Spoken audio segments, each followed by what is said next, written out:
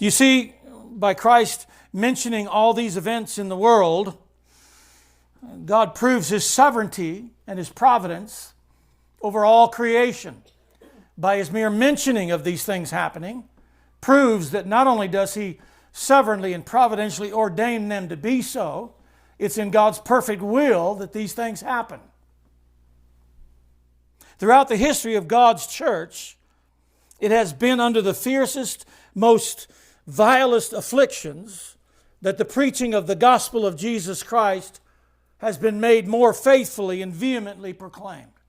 Something about the afflictions and the trials against God's church incites God's people to preach the gospel more faithfully and more vehemently.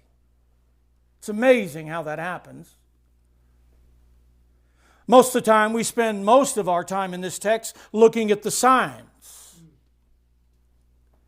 We spend very little time, at least what I've seen over 40 years, looking at verse 14. And I believe that's what Christ's emphasis is upon. All these things that I providentially allow in the world is going to happen. If you want to see signs of my coming, that's all going to happen. But in spite of the fact that all that is going on, the preaching of the gospel shall be heard around the world.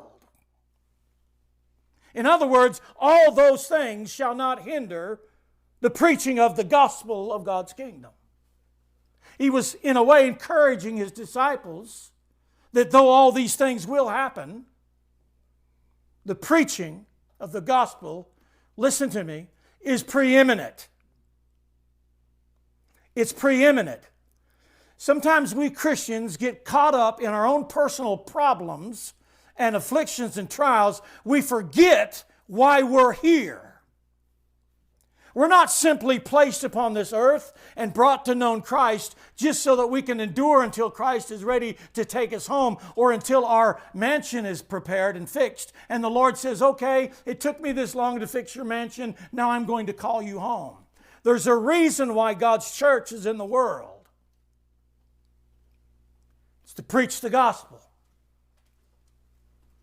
And when God's people get slothful and when they get indifferent about the preaching of the gospel, God in His providence will move events in the world to motivate His people to awake out of their slumbering and sleepiness and slothfulness to preach the gospel.